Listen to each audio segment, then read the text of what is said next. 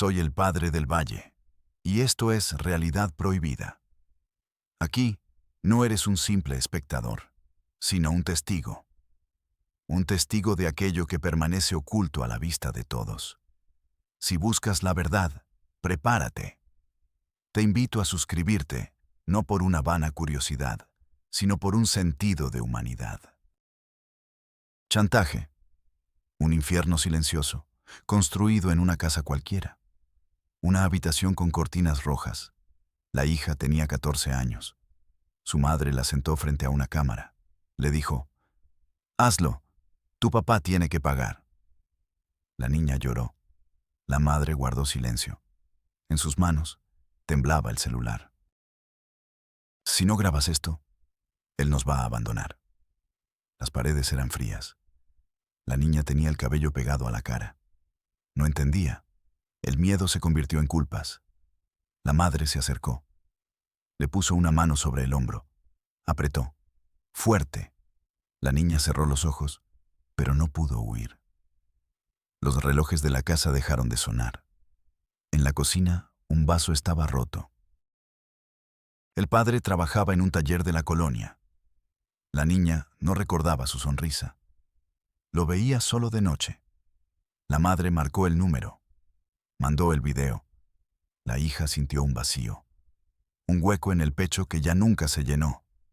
Aquí, casi nadie llama a la policía. Los gritos se ahogan en los muros. La dignidad también. No preguntes cómo llegó todo hasta aquí. Pregunta cómo pudo durar tanto tiempo. La madre abrió el refrigerador. Sacó una botella de agua. Ella bebió. Su hija no se movió. Solo sintió el frío del piso. Un perro ladró en la calle. En la pantalla del celular, la madre vio la respuesta. ¿Una transferencia de dinero? No mucho, pero servía para comprar silencio. La niña intentó levantarse. Le dolían las piernas. La madre le arrojó una cobija. Le dijo, «Duerme. Mañana te necesito otra vez». El reloj avanzó. Las horas pesaron como piedras. Nadie preguntó nada. Nadie escuchó nada. La niña soñó con la lluvia. Sin ruido. Solo agua sobre el techo. Despertó sudando. El miedo no se va con el sol. Los vecinos vieron a la madre en la tienda. Compró leche y pan. ¿Cómo está la niña?, preguntó una señora. La madre sonrió. Nada más. La niña guardó el secreto en los ojos. Escondió la vergüenza debajo de la almohada. En el salón de clases no hablaba. Su piel tenía marcas azules. La maestra la miró. No se acercó. El sistema es así. Los encargados no ven lo que duele. Ven solo tareas. Papeles. El director la llamó a la oficina. Le pidió que llenara un formulario. La niña escribió su nombre. La mano temblaba. «Nombra 3 cosas que te gusten de tu hogar», decía la primera pregunta. La niña escribió, «Nada». El papel quedó arrugado. El director nunca leyó la respuesta. La niña salió, apretando los puños. Ese fue el primer día del resto de su condena. En casa, el padre cenaba solo. La madre miraba la televisión. La niña, en silencio, recogía los platos. Le ardían los ojos. En la mesa había migas de pan. La conversación era imposible, pero era lo único seguro que había. Una vecina escuchó los gritos. Llamó al DIFI. Le dijeron, «Hemos recibido su reporte. Le asignamos número de caso. Espere respuesta». La espera fue larga. Un hombre llegó, con camisa blanca y corbata desajustada. Miró la casa. Preguntó por la madre. Le mostró la carpeta de plástico.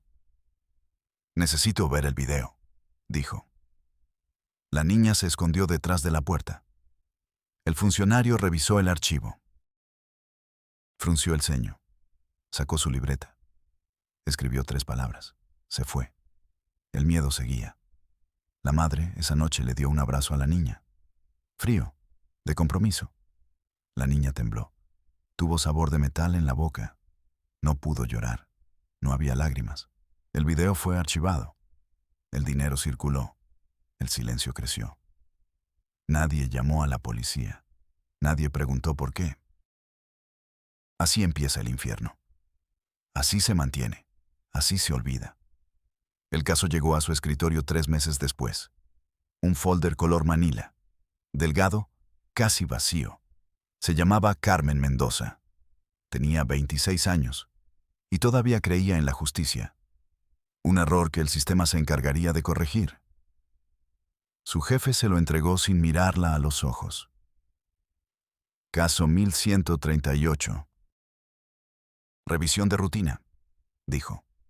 Su voz sonaba a ceniza, a derrota. Carmen abrió la carpeta. Una sola hoja. El reporte del funcionario anterior. Visita domiciliaria realizada. Madre cooperativa. Menor no presenta signos visibles de violencia. Se cierra por falta de elementos. Falta de elementos. Esa frase era la lápida de miles de historias. El epitafio burocrático del infierno. Carmen sintió un escalofrío. No era el aire acondicionado de la oficina. Era algo más. Algo que venía de esa hoja de papel. Algo que olía a mentira. Revisó la denuncia original. Anónima. Una llamada de una vecina. La operadora había transcrito las palabras con fría eficiencia. Gritos. Todas las noches. La niña llora. Por favor, hagan algo. Hagan algo. Un ruego perdido en un mar de trámites. Carmen se levantó. Su jefe la vio. ¿A dónde vas, Mendoza? Tienes otros 20 expedientes. Voy a hacer una visita, respondió ella. El hombre suspiró. Un suspiro largo, cansado, como si cargara el peso de todos los casos perdidos. No encontrarás nada. Esa gente miente. Siempre mienten. Carmen no respondió. Tomó su bolso, las llaves del auto y la carpeta 1138. El barrio era un laberinto de calles sin pavimentar, casas a medio construir, miradas que se escondían detrás de las cortinas. El sol pegaba fuerte, pero el aire se sentía helado. Encontró la casa. El número pintado a mano sobre la puerta de metal, desgastado, como la esperanza. Tocó. Una vez, 2 veces. La puerta se abrió apenas. Una rendija de oscuridad. Era la madre. Su sonrisa era una máscara perfectamente ajustada. ¿Sí? Buenos días. Soy Carmen Mendoza, del DIF. Vengo a dar seguimiento a un reporte. La sonrisa de la mujer no vaciló. Pero sus ojos se endurecieron. Se convirtieron en 2 trozos de hielo. Ya vino uno de sus compañeros. Le dije que todo está bien. Estamos bien. La puerta empezó a cerrarse. Lentamente. Solo quiero hablar con la niña, dijo Carmen, con la voz más firme que pudo. 5 minutos. Es el protocolo. Protocolo. Una palabra que abría puertas. O la cerraba para siempre. La madre dudó. Miró por encima del hombro de Carmen, hacia la calle vacía, como si buscara testigos o cómplices. Está ocupada, con la tarea. No tardaré. Silencio. Un silencio denso, pesado. Se podía cortar con un cuchillo. Finalmente, la madre cedió. Pase, pero rápido. La casa por dentro era oscura. Olía a humedad y a algo más. Algo dulce y podrido. Miedo. El miedo tiene un olor, y en esa casa impregnaba las paredes, los muebles, el aire. La niña estaba sentada en el sofá. No veía la televisión. La televisión la veía a ella. Sus ojos fijos en la pantalla apagada. Un reflejo distorsionado de una sala en penumbras. Valeria, dijo la madre. Esta señora quiere hablar contigo. La niña no se movió. No parpadeó. Carmen se arrodilló frente a ella, para estar a su altura, para que no la viera como una amenaza. Hola, Valeria. Soy Carmen. ¿Cómo estás? La niña la miró, y fue entonces cuando Carmen lo vio. No era tristeza. No era enojo. Era ausencia, un vacío absoluto, como si alguien hubiera apagado la luz dentro de sus ojos y se hubiera llevado la llave. Bien, susurró la niña. Una palabra, sin aire, sin vida. La madre estaba de pie, detrás de Carmen. Una estatua de sal, vigilando, controlando cada respiración en esa habitación. En la escuela me dijeron que dibujas muy bien, mintió Carmen. Buscaba una grieta, una mínima fisura en ese muro de silencio. Valeria no respondió, solo bajó la mirada hacia sus manos. Estaban sobre su regazo, quietecitas. Pero Carmen vio cómo el pulgar de la mano derecha se clavaba en la palma de la izquierda, con fuerza, hasta dejar una marca blanca. Dolor, un dolor autoinfligido para no sentir otro. Uno peor. ¿Te gusta tu casa, Valeria? La pregunta flotó en el aire, tóxica, pesada. La niña levantó la vista. No miró a Carmen, miró a su madre. Una mirada rápida, fugaz, cargada de un terror que Carmen nunca había visto antes. Y entonces asintió, lentamente. Una, sola vez. Carmen sintió un nudo en el estómago. Supo que no conseguiría nada más. No ese día. No con la sombra de la madre proyectándose sobre ellas. Se levantó. Gracias por su tiempo, le dijo a la mujer. La sonrisa falsa regresó al rostro de la madre. Cuando guste, siempre que sea para confirmar que todo está en orden. La acompañó hasta la puerta. Antes de salir, Carmen se giró una última vez. Valeria seguía en el sofá, inmóvil, un fantasma en su propia casa. Carmen salió a la calle. El sol la cegó por un instante. Se metió al auto, cerró la puerta y se quedó ahí, inmóvil. Las manos le temblaban. El corazón le latía con una fuerza desbocada. Arrancó el motor, pero no se fue. Miró la carpeta 1138 sobre el asiento del copiloto. Falta de elementos. Era una mentira. Los elementos estaban ahí, no en el papel. Estaban en el olor de la casa, en el silencio de la niña, en el hielo de los ojos de la madre. Carmen lo supo. Este caso no estaba cerrado. Acababa de empezar, y no iba a dejarlo ir. Aunque tuviera que romper todos los protocolos. Aunque tuviera que enfrentarse a un sistema diseñado para no ver, para no escuchar, para olvidar. Esa noche, Carmen no durmió. En su mente, una y otra vez, la misma imagen. Los ojos vacíos de Valeria, un pozo sin fondo, y en ese pozo se escondía una verdad terrible, una verdad que nadie quería encontrar. Pero que ella, ahora, estaba obligada a sacar a la luz, a cualquier costo. De acuerdo, continuamos. Entramos en el corazón de la oscuridad. Carmen no archivó la carpeta 1138. La dejó sobre su escritorio. Una anomalía en un mar de orden burocrático. Un recordatorio. Una promesa silenciosa.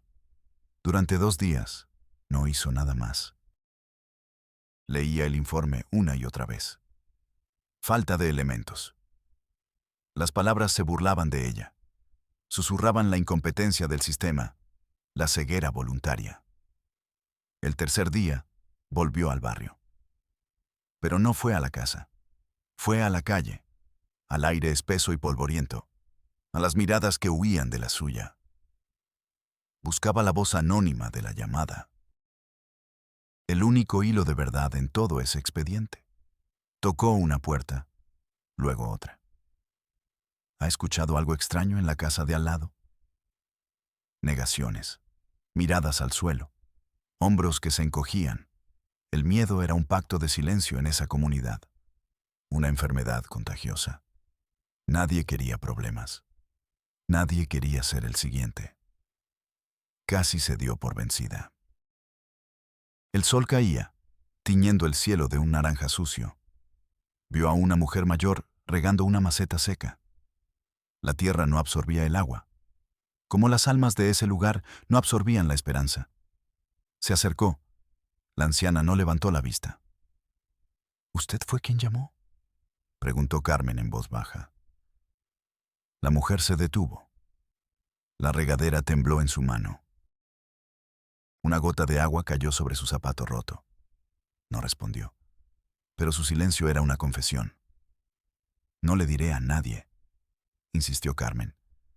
Solo necesito saber qué escuchó. Por favor. La anciana miró a ambos lados de la calle. Se inclinó hacia Carmen. Su aliento olía a café y a resignación. No son solo gritos, susurró. Son palabras. Siempre las mismas. ¿Qué palabras? Hazlo, grábalo.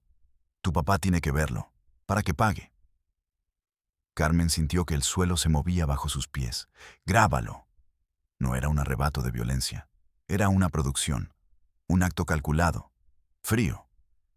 ¿El padre, él estaba ahí?, preguntó Carmen, con la garganta seca. No, dijo la anciana. El padre nunca está. ¿Por eso lo hacen? Para que él mande dinero. Para que no las deje. ¿Chantaje? La palabra explotó en la mente de Carmen. No era solo abuso. Era extorsión. Usando el cuerpo de una niña como arma. Usando su alma como munición. Carmen sintió náuseas. El aire de la tarde se volvió irrespirable. Le dio las gracias a la anciana. La mujer solo asintió y volvió a su planta muerta, regando la nada. Carmen se sentó en su auto. Las llaves le pesaban en la mano. El motor no arrancaba. Sus dedos no obedecían. Grábalo. La voz de la madre, imaginada, resonaba en el pequeño espacio del coche. Una voz sin emoción, metódica, cruel. El sistema no estaba preparado para esto. El sistema buscaba moretones, huesos rotos, pruebas físicas. Pero ¿cómo se fotografía un alma destrozada? ¿Qué formulario se llena para documentar el infierno? Sabía que tenía que sacar a Valeria de esa casa. Pero necesitaba la prueba reina, la grabación, el arma del crimen, la escuela. Era el único santuario, el único territorio neutral. Al día siguiente, Carmen estaba en la oficina del director. Un hombre con una mancha de café en la corbata y la misma mirada ausente de su jefe. Quiero hablar con Valeria Fuentes, a solas. El director revisó sus papeles. La niña no es problemática. Sus calificaciones son regulares. No es por sus calificaciones, dijo Carmen. El director suspiró. El suspiro universal de la burocracia. El sonido de la indiferencia. 5 minutos, Mendoza. Tengo una junta con los padres de familia. Esperó en una pequeña sala de tutorías. Las paredes estaban cubiertas de dibujos infantiles. Soles sonrientes. Casas con humo saliendo de la chimenea. Familias felices tomadas de la mano. Mentiras. Valeria entró. Llevaba el uniforme escolar, demasiado grande para su cuerpo frágil. Se sentó frente a Carmen, sin mirarla. Hola, Valeria. Silencio. No voy a preguntarte si estás bien, dijo Carmen, porque sé que no lo estás. Los hombros de la niña se tensaron. No es tu culpa, continuó Carmen, con la voz más suave que pudo encontrar. Nada de lo que pasa en esa casa es tu culpa. Valeria levantó la vista por primera vez. En sus ojos había un universo de terror. Pero debajo del terror, Carmen vio algo más. Una pregunta. Una chispa diminuta, casi extinta. ¿Eres real? ¿O eres como los demás? Hablé con una vecina, dijo Carmen. Sé lo que tu mamá te obliga a hacer. Sé de las grabaciones. Una lágrima. Una sola. Rodó por la mejilla de Valeria. Lenta. Pesada. Como si cargara con todo el dolor del mundo. No sollozó. No hizo ruido. Solo esa lágrima silenciosa. El testimonio más elocuente que Carmen había escuchado jamás. Carmen extendió la mano sobre la mesa. la palma hacia arriba, una ofrenda, una invitación a confiar. Puedes detener esto, Valeria, pero necesito tu ayuda, necesito la prueba. La niña miró la mano de Carmen. Luego miró hacia la puerta. El miedo luchaba contra la desesperación. Una batalla a vida o muerte dentro de un cuerpo de 14 años. Lentamente, muy lentamente, metió la mano en la mochila. Sacó un teléfono celular. Barato. Con la pantalla rota. Lo deslizó sobre la mesa. El pequeño objeto de plástico se detuvo justo frente a los dedos de Carmen. No hubo palabras. No eran necesarias. El gesto lo decía todo. Aquí está, mi infierno, mi condena. Sálvame. Carmen tomó el teléfono.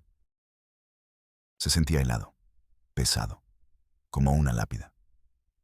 Gracias, susurró. Gracias, Valeria. Te prometo que esto se va a acabar. La campana sonó, el recreo. Gritos de niños jugando en el patio. Un sonido de otro mundo, un mundo al que Valeria ya no pertenecía. Carmen salió de la escuela.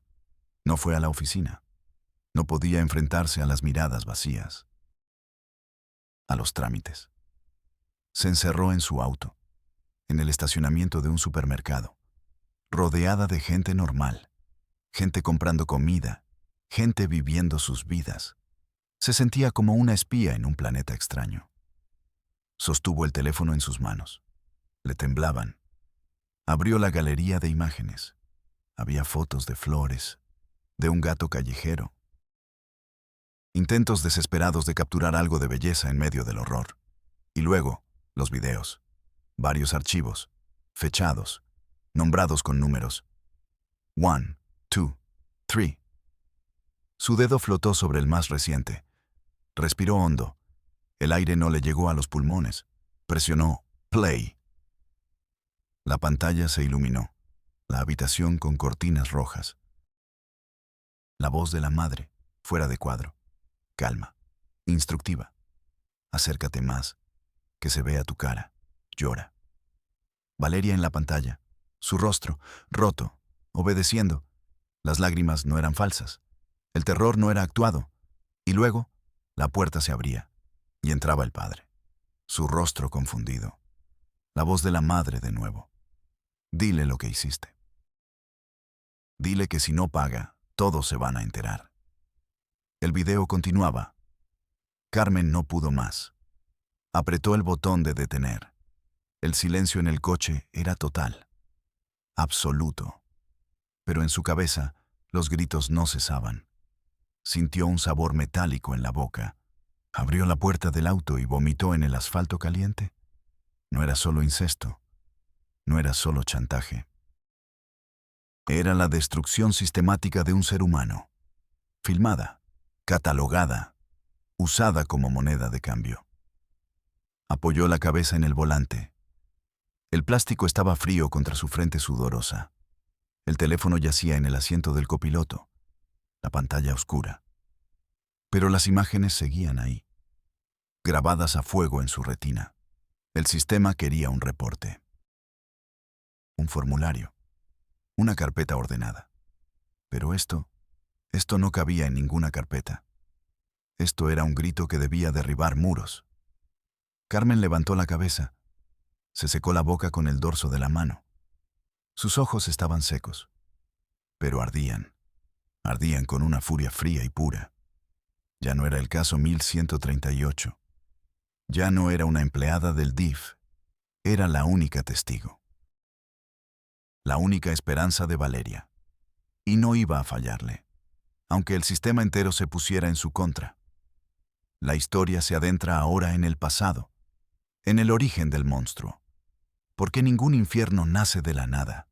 Se construye, ladrillo a ladrillo, silencio a silencio. No siempre fue así. Nadie nace siendo un monstruo. Nadie nace siendo una víctima. Leticia y Ricardo se conocieron en una feria de pueblo, bajo las luces de colores y el olor a elotes asados. Él tenía 18 años, ella, 16. Él gastó sus últimos pesos para ganarle un oso de peluche en un puesto de tiro al blanco. Ella creyó que era amor. Quizás lo fue. Por un tiempo, se casaron jóvenes, demasiado jóvenes. Tuvieron a Valeria un año después. Una niña con los ojos de Ricardo y el cabello de Leticia.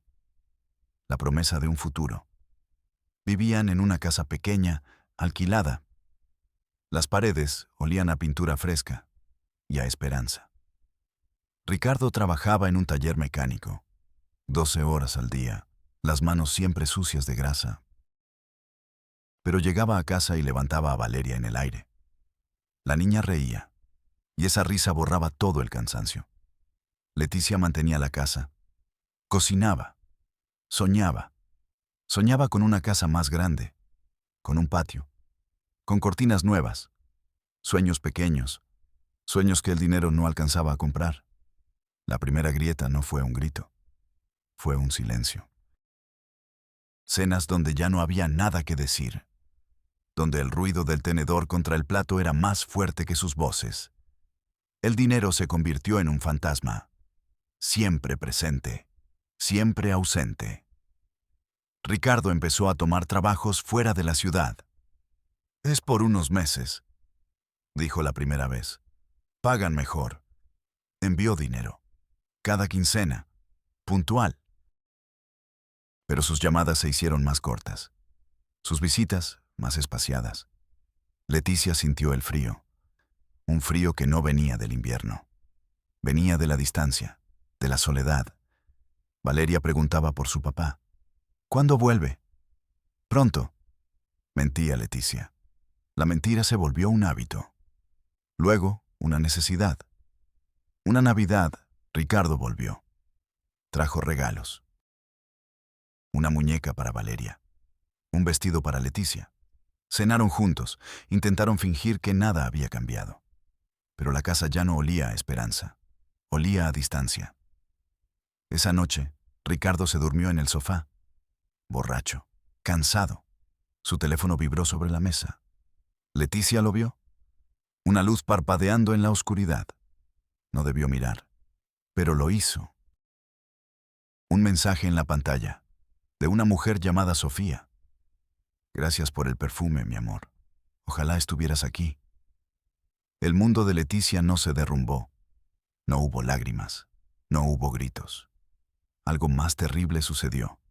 Sintió calma, una calma helada, como si una parte de ella, la que soñaba, la que sentía, acabara de morir.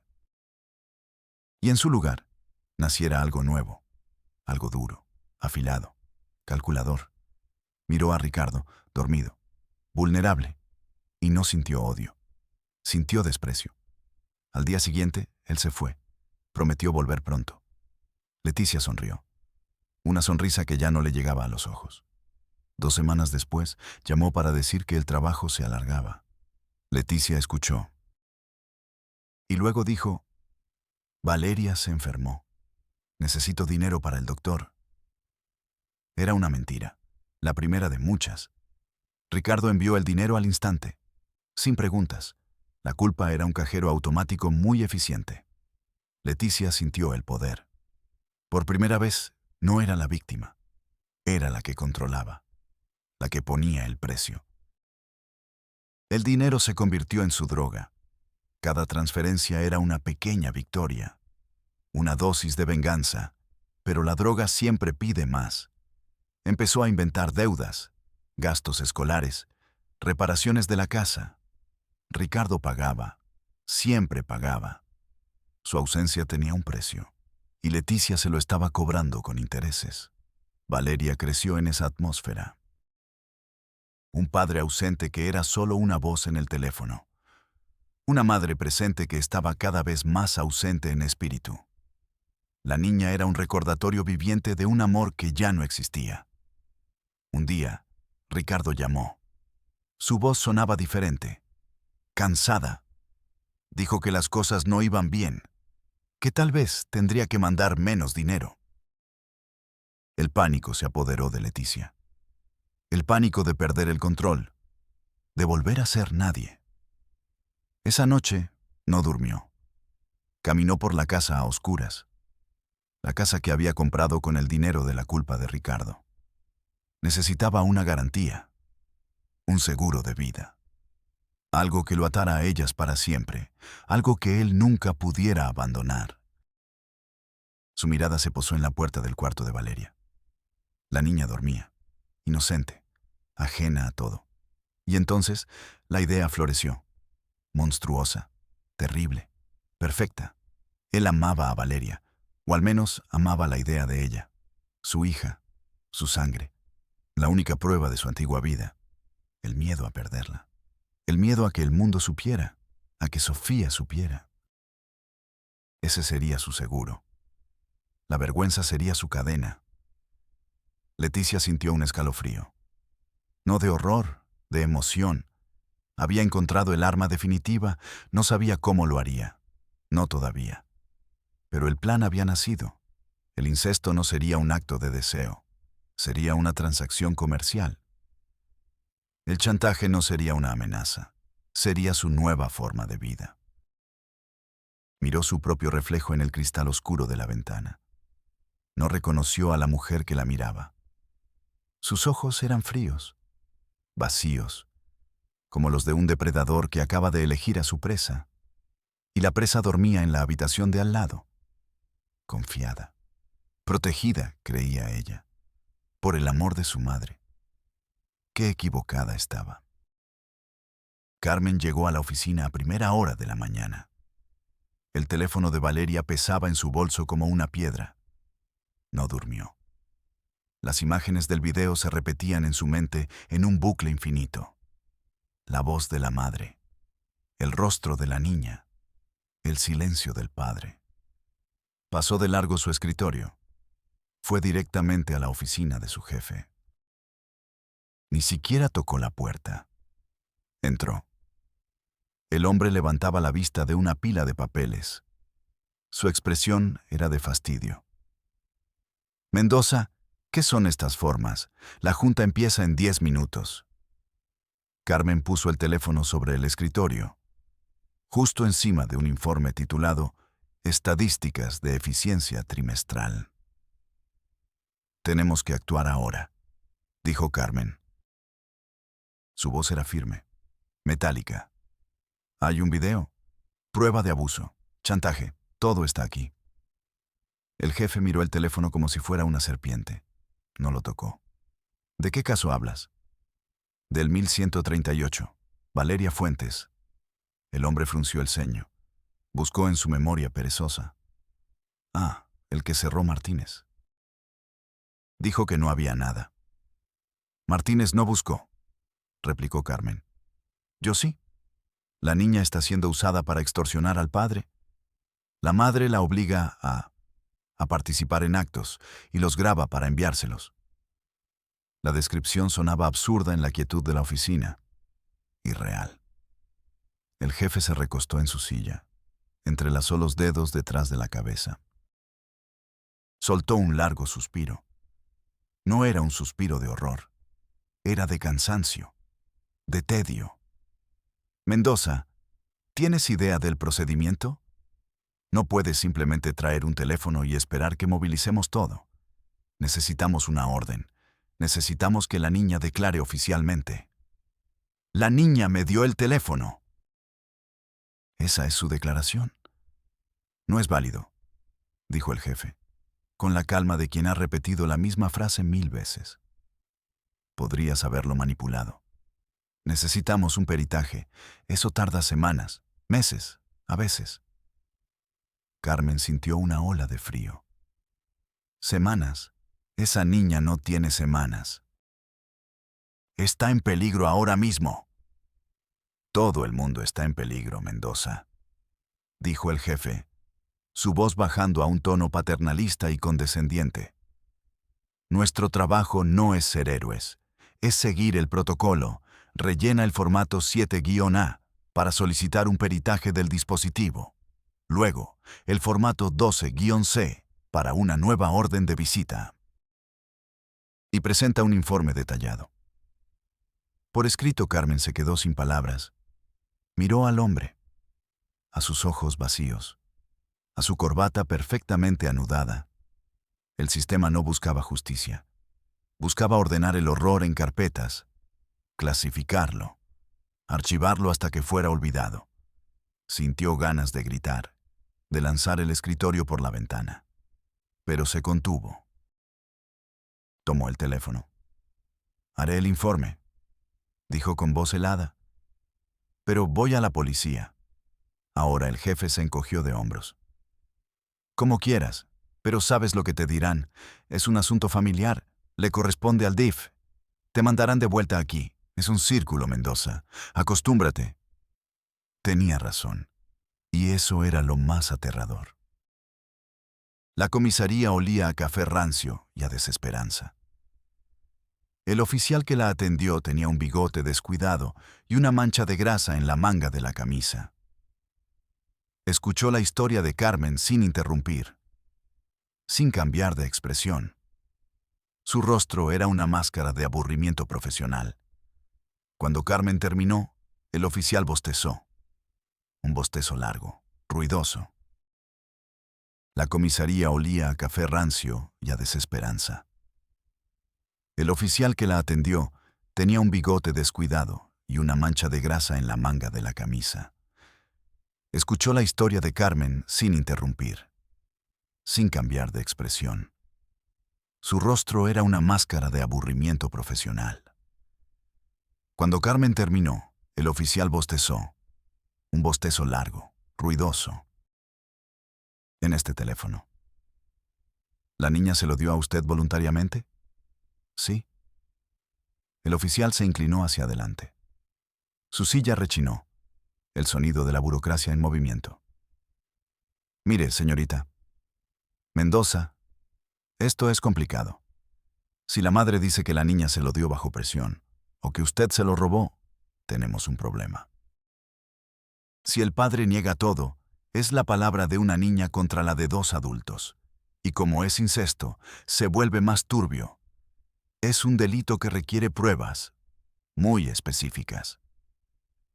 «Los videos son la prueba», exclamó Carmen, sintiendo cómo la frustración le quemaba la garganta. «Son una prueba, pero necesitamos una denuncia formal, de la víctima. O del padre. Usted es una tercera, una funcionaria del DIFI.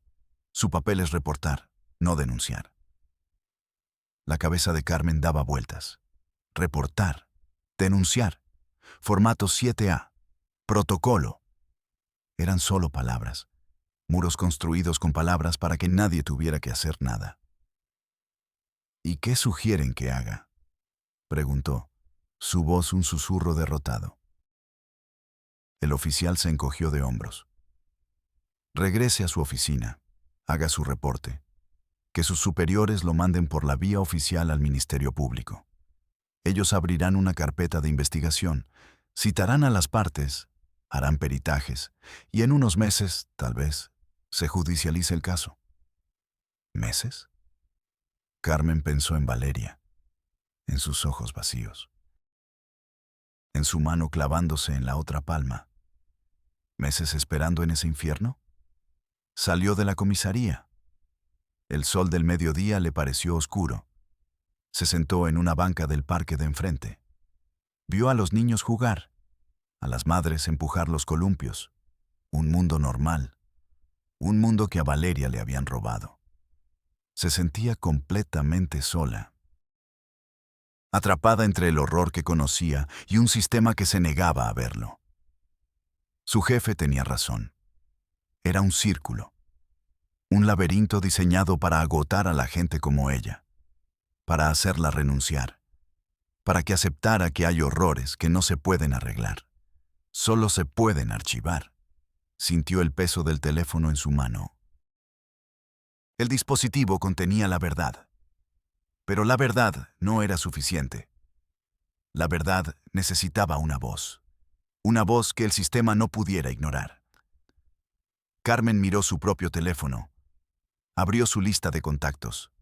Había un nombre allí, un periodista, uno de los pocos que no le temía a las historias difíciles. Lo había conocido en un caso anterior. Un hombre cínico, pero con un extraño código de honor. Dudó. Sabía que si hacía esa llamada, estaría rompiendo todas las reglas. Perdería su trabajo. Se enfrentaría a consecuencias legales. Pero luego pensó en Valeria. Pensó en la lágrima solitaria rodando por su mejilla. Y supo que no tenía opción. Las reglas estaban hechas para proteger al sistema, no a las víctimas. Si el sistema no iba a romper sus reglas por Valeria, entonces ella rompería las reglas por ella. Marcó el número. Esperó. Un tono. 2. Diga. Hola, Javier. Soy Carmen Mendoza. Del DIF. Hubo una pausa al otro lado de la línea. Mendoza. Pensé que te habían transferido al archivo muerto, dijo la voz del periodista con un tono burlón. Casi, respondió Carmen. Te necesito. Tengo una historia, una que nadie quiere escuchar. Esas son las que me gustan, dijo Javier. Habla. Carmen respiró hondo y empezó a contar. Contó la historia del caso 1138, del folder Manila, de la casa que olía a miedo, de los ojos vacíos de una niña y del teléfono que contenía un infierno filmado. Cuando terminó, hubo un largo silencio en la línea. Tan largo que Carmen pensó que había colgado. «Javier». «Estoy aquí», dijo él. Su voz ya no era burlona, era grave. «¿Dónde nos vemos?» Por primera vez en 24 horas, Carmen sintió algo parecido a la esperanza. Una esperanza frágil, peligrosa. Pero era mejor que nada. Se encontraron en un café anónimo, lejos de la oficina de Carmen, lejos de la redacción de Javier. Un lugar neutral, un purgatorio de plástico y formica. Javier era un hombre de 40 y tantos años, con más canas que cabello, y una mirada que había visto demasiado. No pidió café, pidió un vaso de agua. Carmen le entregó el teléfono, sin decir una palabra. Él lo tomó, se puso unos audífonos y le dio play al video. Carmen observó su rostro, una máscara de profesionalismo. Pero vio cómo se tensaba su mandíbula, cómo sus nudillos se ponían blancos al sujetar el vaso de agua. Vio el video completo, luego otro y otro más. Cuando terminó, se quitó los audífonos. Se quedó mirando la pantalla negra del teléfono, durante 1 minuto entero, en silencio. Finalmente, levantó la vista. Sus ojos ya no eran cínicos. Eran los de un hombre que acaba de asomarse al abismo. Dios mío, susurró. Esto es lo peor que he visto en mi vida. Y Javier había visto mucho. Guerras de cárteles, fosas clandestinas, la podredumbre de la política. Pero esto era diferente. Era un mal puro, doméstico, íntimo. ¿Qué vas a hacer?, preguntó Carmen. Javier la miró fijamente. Lo que el sistema no quiso hacer. Voy a detonar una bomba. El artículo salió publicado al día siguiente, en la portada del periódico digital, con un titular que no dejaba lugar a la imaginación. El infierno en un celular. Madre usa a su hija para extorsionar al padre. No se mencionaba el nombre de Valeria, ni el de sus padres. Pero los detalles estaban ahí. La habitación con cortinas rojas, la voz de la madre, las frases exactas, la historia explotó, se viralizó. Fue compartida miles de veces en 1 hora. La gente no comentaba con emojis de enojo. Comentaban con incredulidad, con horror, con una rabia colectiva que el sistema ya no podía ignorar. El teléfono del jefe de Carmen no dejó de sonar. El teléfono del fiscal del distrito, tampoco. Los reporteros acamparon fuera de las oficinas del DIF, fuera de la comisaría. El círculo de indiferencia se había roto. El horror ya no estaba en una carpeta. Estaba en todas las pantallas del país. Esa misma tarde, Una patrulla llegó a la casa. No era un solo funcionario con una carpeta. Eran 4 oficiales y 2 trabajadoras sociales. Una de ellas era Carmen. Su jefe la había llamado. Su voz sonaba diferente, asustada. Mendoza, acompáñalos. Tú conoces el caso. Conozco el caso. Ahora sí lo conocía. Cuando la puerta se abrió, la madre, Leticia, intentó sonreír. Pero la máscara se le cayó. Su rostro era un mapa de pánico. Vio a Carmen y supo. No hubo resistencia. Se llevaron a Valeria. La envolvieron en una manta, como si fuera una pieza de evidencia frágil. Carmen caminó a su lado. Le tomó la mano. La mano de la niña estaba helada. Pero por primera vez no se sintió inerte. Apretó ligeramente los dedos de Carmen. Un gesto minúsculo. Un universo de significado. Detuvieron a la madre. Cuando la esposaron, no lloró. No gritó. Solo miró a Carmen con un odio puro, glacial. Localizaron al padre. Ricardo estaba en otra ciudad, con Sofía. Cuando la policía llegó a su puerta, confesó todo. La otra familia, el dinero, el chantaje. Lloró. Dijo que no sabía qué hacer, que tenía miedo. Miedo de que todo saliera a la luz. Su miedo había condenado a su hija. La justicia, despertada a la fuerza por la vergüenza pública, se movió con una velocidad inusitada. El juicio fue rápido. A puerta cerrada. Los videos fueron la prueba irrefutable. Leticia fue sentenciada a 40 años de prisión. Por corrupción de menores, extorsión y violencia familiar. Ricardo fue sentenciado a 20 años. Por incesto y omisión. El sistema había funcionado. O al menos, eso parecía. Carmen fue despedida. Violación de protocolo, decía la carta. Filtración de información confidencial. No le importó. Sabía que había hecho lo correcto. Javier ganó un premio por su reportaje.